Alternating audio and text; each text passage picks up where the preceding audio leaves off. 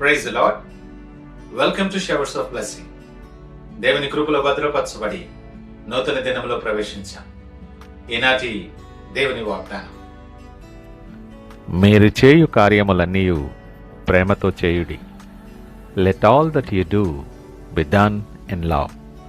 1 కొరింథీయులకు రాసిన పత్రిక 16వ అధ్యాయం 14వ వచనం. Praise God. ఈ నూతన దినములో దేవుడు మీ కొరకు సిద్ధపరిచిన ప్రతి దీవెన ఆకాశపు వాకిళ్ళు విప్పి మీ మీద కురుమరించునుగాక. మరి ఒక నూతన దినాన్ని ఆరంభిస్తున్న నేపథ్యంలో ప్రేమ కలిగిన వాగ్దానము ద్వారా దేవుడు మనల్ని దర్శిస్తూ ఉన్నాడు. దేవుడు ప్రేమస్వరూపి. ప్రేమ దేవుని మూలముగా కలుగుతుంది. ఆ ప్రేమ మనలను కాపాడుతుంది. మన కొరకు ప్రాణము పెట్టిన ప్రేమ అది. ప్రతి పరిస్థితిలోనూ, మన వ్యతిరేకతలోనూ, తిరుగుబాటులోనూ ఆయనను ఆయాసపరిచినప్పటికీ కూడా ఆయన ప్రేమించేవాడు. మన జీవితం అనేకమైన కార్యాలతో నిండిపోయి ఉంటుంది. మన పని, కుటుంబం, పరిచర్య, బాధ్యతలు, ఉద్యోగం, వ్యాపారం, ఇలా ఎన్నెన్నో.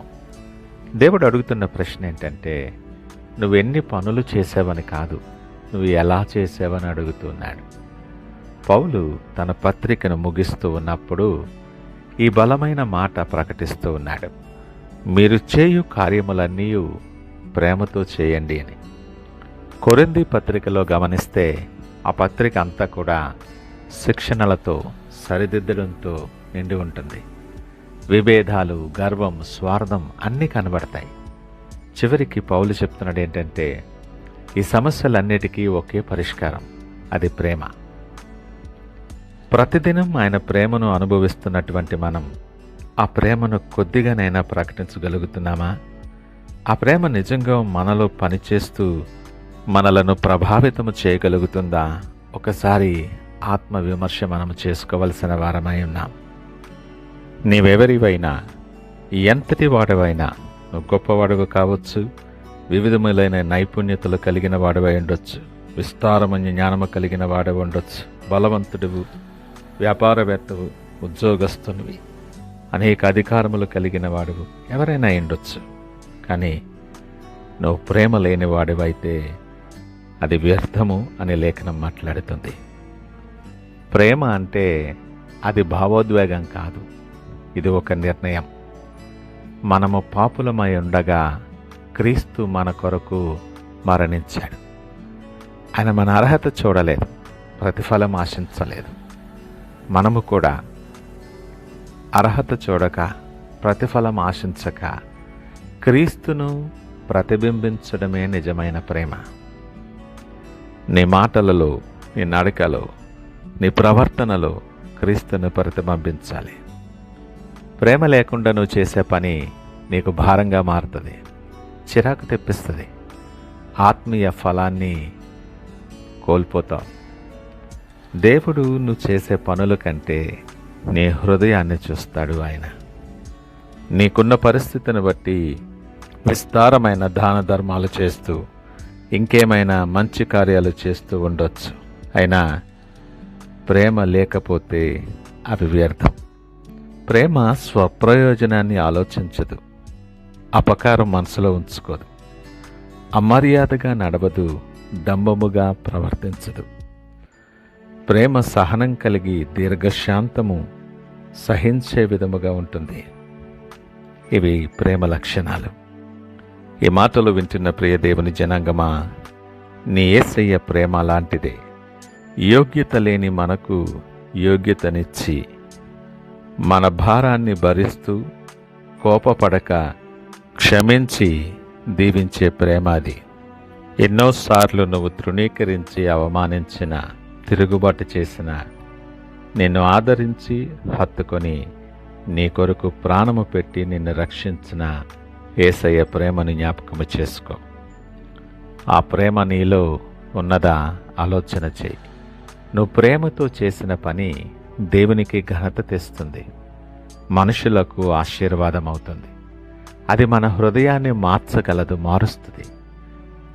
ప్రేమతో చేసిన చిన్న పని కూడా దేవుని రాజ్యంలో గొప్పదే. ఈ ఉదయకాలం ఈ వాక్యపు వెలుగులో ఒక్కసారి మన ఆత్మ పరిశీలన చేసుకుందాం.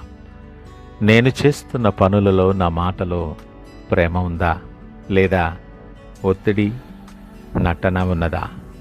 మనుషుల మెప్పు కొరకు, వారిని ప్రభావితము చేయటం కొరకు, నీ స్వలాభము కొరకు నువ్వు ప్రేమగా ఉంటున్నావా? దేవుని స్వరూపములో ఉన్న నీ సహోదరుని ప్రేమించలేని నీవు ప్రేమామయుడైన దేవుని ప్రేమించగలవా?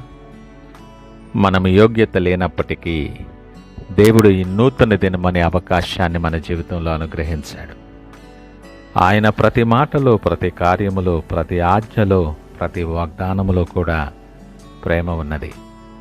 ఈ ఉదయకాలం నిన్ను పేరు పెట్టి పిలుస్తున్నాడు ఆయన. నువ్వెవరివైనా, నువ్వే పరిస్థితుల్లో ఉన్నా ఆయన ప్రేమను ప్రతిబింబించే జీవితం నువ్వు కలిగి జీవించాలని, ఆయనకు సాక్షిగా అనేక మందికి దీవెనకరముగా నేను మార్చాలని దేవుడు ఉదయకాలం ఆశపడుతున్నాడు. నా నామము కలిగిన జనాంగముగా, నాకు సాక్షులుగా నా ప్రేమలో నిలిచియుండి మీరు చేయు కార్యములన్నీ ప్రేమతో చేయుడు అని నీకు పిలుపునిస్తూ ఉన్నాడు.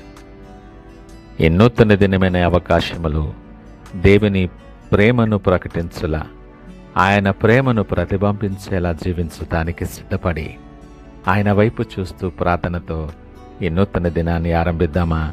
ప్రార్థించుకుందాం. పరిశుద్ధుడు, ప్రేమ నమ్మకమైన మా యేసయ్య, స్తోత్రాలు, వందనాలు. ఈ ఉదయకాల సమయం నాతో మాతో మీరు సూటిగా మాట్లాడారు. అవును ప్రభువా, మనుషుల నిమిత్తం, లోక నిమిత్తం మేము ప్రేమ కలిగిన వారముగా ఉంటున్నాం. ఈ దినము, ఈ క్షణము మేమేమై ఉన్నామో అది మాకు అనుగ్రహించిన మీ ప్రేమను గ్రహించలేని దౌర్భాగ్యపు స్థితిలో, బలహీన స్థితిలో మేము ఉంటున్నాం. సహాయం దయచేయండి.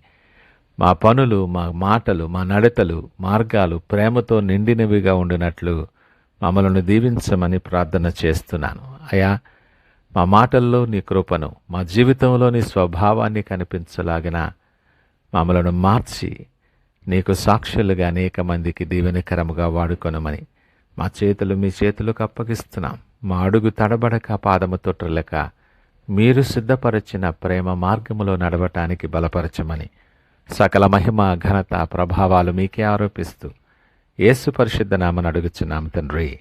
ఆమేన్. God bless you.